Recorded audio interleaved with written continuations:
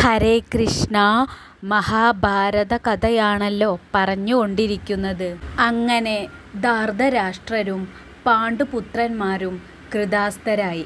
ഒരു ദിവസം ഇവരെ നോക്കി കൃപാചാര്യർ, സോമദത്തൻ, അതിബുദ്ധിമാനായ ബൽഹീകൻ, ഭീഷ്മപിതാമഹൻ, വ്യാസൻ, വിദുരർ എന്നിവർ എല്ലാവരും കൂടിയിരിക്കുന്ന സദസ്സിൽ വെച്ച് ദ്രോണാചാര്യർ ധൃതരാഷ്ട്രരോട് പറഞ്ഞു: ഹേ കൗരവരാജാവേ, ഭവാന്റെ പുത്രന്മാരെല്ലാം വിദ്യാസമ്പന്നരായി.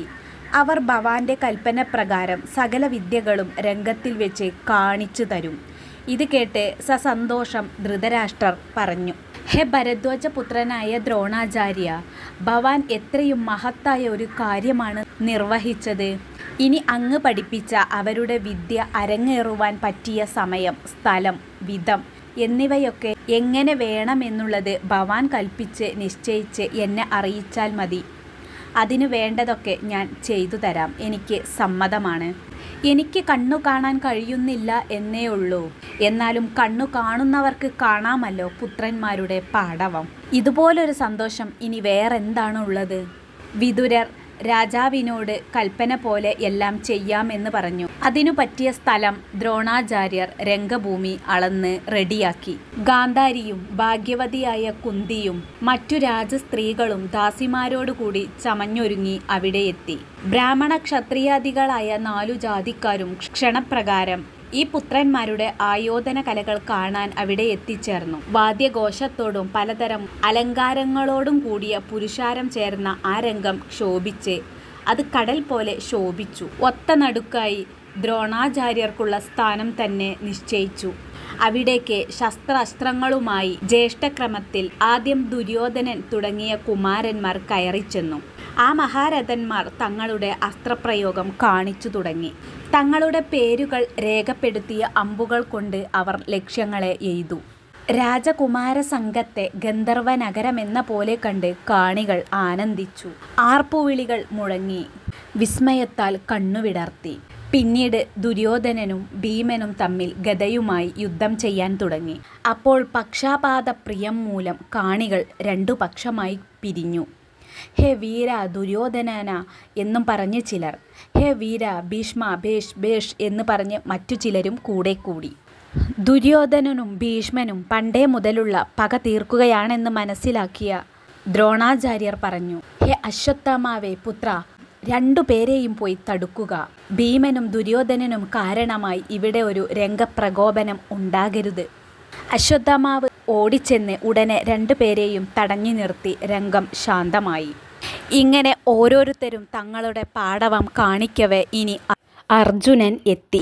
അർജുനൻ തൻ്റെ അസ്ത്രലാവണ്യം കാണിക്കുവാൻ തുടങ്ങി.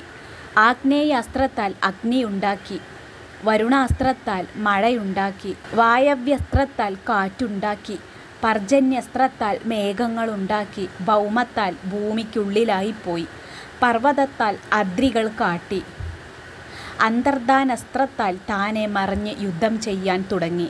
ഒരേ സമയത്ത് തന്നെ അർജുനൻ എല്ലായിടത്തും കാണപ്പെടുന്ന രീതിയിലും അസ്ത്രപ്രയോഗങ്ങൾ നടത്തിക്കൊണ്ടിരുന്നു. ഇപ്രകാരം പല പ്രയോഗങ്ങളും ഇണക്കത്തോടെ കാട്ടി ജനങ്ങളുടെ അത്ഭുതം ഉയർത്തി. ഇത് കണ്ട് സാമ്രാജ്യം അടങ്ങി, വാദ്യഘോഷങ്ങളും അടങ്ങി. അങ്ങനെ ആ 5 പാണ്ഡവരോടും കൂടെ ഗുരു ശോഭിക്കുവാൻ തുടങ്ങി. പിന്നീട് സൂര്യ തേജസ് പോലെ ഉജ്ജ്വലിച്ചുകൊണ്ട് കർണനെത്തി തൻ്റെ പാടവം കാണിക്കാനായി. ജന്മസിദ്ധമായി സൂര്യദേവനിൽ നിന്നും കുന്തിദേവിക്ക് ജനിച്ചപ്പോൾ തന്നെ കർണനുണ്ടായിരുന്ന ആ കവചകുണ്ടലം, ഉജ്ജ്വല കവലം ധരിച്ചാണ് കർണനെത്തിയത്. വില്ലും വാളും ധരിച്ച് കാൽനടയായി കുന്തിപുത്രനെത്തി. കർണന് അർജുനനോട് എതിരിടാനായാണ് വന്നത്. കർണൻ പറഞ്ഞു: ഹേ അർജുന, നീ ചെയ്ത വിദ്യകളൊക്കെ കുറച്ചുകൂടി മെച്ചമായ വിധം തന്നെയാണ്. എന്നാൽ ഇതിലും കൂടുതലായി എനിക്കറിയാം, അത് ഞാൻ കാണിക്കാം.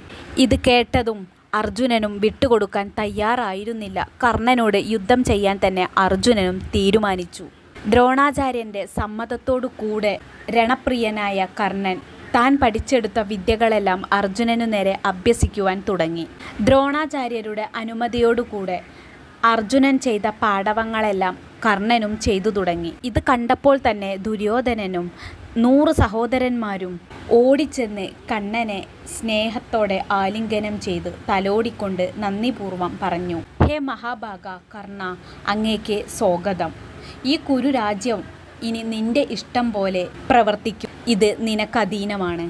കർണൻ പറഞ്ഞു, ഇതെല്ലാം അങ്ങ് ഇങ്ങനെ പറയാൻ കാരണം എന്താണ് ഞാൻ അങ്ങേക്ക് വേണ്ടി ചെയ്യേണ്ടത്? ദുര്യോധനൻ പറഞ്ഞു, അങ്ങ് എന്നോടൊപ്പം സകല സുഖങ്ങളും അനുഭവിക്കുക.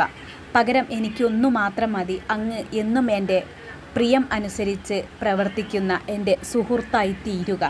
കർണൻ ആ വാക്കുകൾ വളരെ സ്നേഹത്തോടുകൂടെ സമ്മതിക്കുകയായിരുന്നു. തൻ്റെ മക്കളായ അർജുനനും കർണനും തമ്മിൽ പോരടിക്കുന്നത് കണ്ടപ്പോൾ കുന്തിദേവി മോഹാലസ്യപ്പെട്ടു വീണു. പ്രപഞ്ചരഹസ്യമെല്ലാം അറിയുന്ന വിതുരർ കുന്തിദേവിയെ മോഹാലസ്യത്തിൽ നിന്നും ഉണർത്തി ആശ്വസിപ്പിച്ചു. കർണൻ യുദ്ധത്തിനെത്തിയതും കൃപാചാര്യർ കർണന് അർജുനനെ പരിചയപ്പെടുത്തി കൊടുത്തു. ഇത് പാണ്ഡുനന്ദനായ പുത്രൻ അർജുനൻ. ഇനി ഭവാന്റെ പിതാവ് ആരാണ്? കുലം ഏതാണ്? മാതാവ് ആരാണ്? അങ്ങ് ഏത് ക്ഷത്രിയ കുടുംബത്തിൽ ജനിച്ചതാണ്? അങ്ങ് പറഞ്ഞാലും. കൃപാചാര്യരുടെ വാക്ക് കേട്ട് സൂതപുത്രനായി വളർന്ന കർണൻ മുഖം ലജ്ജയാൽ കുനിഞ്ഞുപോയി. മഴ കൊണ്ട് നനഞ്ഞ് ചാഞ്ഞ പത്മം പോലെ അവൻ്റെ മുഖം താണു. കർണൻ ഇങ്ങനെ ലജ്ജയോടുകൂടെ തല താഴ്ത്തി നിൽക്കുന്നത് കണ്ട ദുര്യോധനൻ അവിടേക്ക് ഓടിച്ചെന്ന് പറഞ്ഞു, ഹേ ആചാര്യ, രാജാവിനോടല്ലാതെ ഇനി ഈ അർജുനൻ മറ്റാരോടും യുദ്ധം നേരിടുകയില്ലേ? ഇല്ലെങ്കിൽ അതിനൊരു മാർഗമുണ്ട്. ഇവിടെ വെച്ചു തന്നെ ഞാൻ ഈ കർണനെ അംഗരാജാവായി വാഴിക്കും. താമസമില്ല. കർണനെ അംഗരാജാവായി ഞാനിതാ അഭിഷേകം ചെയ്യുന്നു. ദുര്യോധനൻ ഉടനെ തന്നെ കർണനെ ഒരു സിംഹാസന പീഠത്തിലിരുത്തി ആ മഹാത്മാക്കളുടെ മുൻപിൽ വെച്ച് തന്നെ രാജാവായി വാഴിച്ചു. ലാജപുഷ്പങ്ങൾ ചേർന്ന പുണ്യജലം സ്വർണ്ണകുംഭങ്ങളിലെടുത്ത് വൈദിക ബ്രാഹ്മണരെ കൊണ്ട് പൂജ ചെയ്ത് യഥാവിധി അംഗരാജ്യത്തിൻ്റെ അധിപനായി ദുര്യോധനൻ കർണനെ അഭിഷേകം ചെയ്യിച്ചു. കിരീടമണിയിച്ച് കുട, വെൺചാമരം എന്നീ രാജചിഹ്നങ്ങൾ ശംഖാദിഘോഷങ്ങളോടെ പിടിപ്പിച്ചു. ദുര്യോധനൻ കൃപന്റെ നേരെ നോക്കി ധീമാനായ കർണൻ കൃതജ്ഞതാപൂർവം ദുര്യോധനനോട് ചോദിച്ചു, ശ്രേഷ്ഠനായ രാജാവേ, ഈ രാജ്യദാനത്തിന് ഒത്തവിധം എന്താണ് ഞാൻ ഭവാന് നൽകേണ്ടത്? ദുര്യോധനൻ പറഞ്ഞു, എനിക്ക് അങ്ങ് ദൃഢമായ സംഖ്യം, സൗഹൃദം, സ്നേഹം ഇത് മാത്രം തന്നാൽ മതി. ദുര്യോധനൻ്റെ വാക്കുകേട്ട് അങ്ങനെയാകട്ടെ എന്ന് കർണൻ മറുപടി പറഞ്ഞു. അവർ പരസ്പരം അതിരറ്റ സന്തോഷത്തോടുകൂടെ ആനന്ദത്തിൽ മുഴുകി. ഈ സമയത്ത് വാർദ്ധക്യവിരൂപനായ ഒരാൾ രംഗത്തേക്ക് വരുന്നു. അവനെ കണ്ട ഉടൻ കർണൻ വില്ല് താഴെ വച്ച് വിനയത്തോടെ അടുത്തു ചെന്ന് അഭിഷേകാർത്ഥമായ ആ ശിരസ്സു കുനിച്ച് കൈകൾ കൂപ്പിക്കൊണ്ട് കർണൻ ഭക്തിയോടെ നിന്നു. ആ പടുവൃദ്ധൻ കർണനെ വിളിച്ചു, പുത്രാ. കർണനെ തഴുകിക്കൊണ്ട് കെട്ടിപ്പിടിച്ച് ചുംബിച്ച് ആനന്ദബാഷ്പത്താൽ കണ്ണീരൊഴുക്കി. ഇതു കണ്ടു നിന്ന പാണ്ഡവർ പറഞ്ഞു, ഹേ കർണ, നീ സൂതപുത്രനാണല്ലേ? ഭീമസേനൻ ചിരിച്ചുകൊണ്ട് കർണനെ കളിയാക്കി, ഹേ സൂതപുത്ര, നീ ഞങ്ങളുടെ അർജുനൻ്റെ കയ്യൂക്കുകൊണ്ട് ചാകാൻ നിൽക്കേണ്ടതില്ല. ഭീമന്റെ ഈ പരിഹാസം കേട്ട കർണൻ മറുപടിയൊന്നും പറഞ്ഞില്ല. സഹിക്കവയ്യാത്ത അപമാനത്താലും അമർഷത്താലും നെടുവീർപ്പിട്ടുകൊണ്ട് ആകാശത്തിലേക്ക് നോക്കി സൂര്യനെ നോക്കി നിന്നു. സൂര്യൻ അസ്തമിക്കുകയും ചെയ്തു. സൂര്യൻ അസ്തമിച്ചാൽ പിന്നെ യുദ്ധം ചെയ്യാൻ പാടില്ലല്ലോ.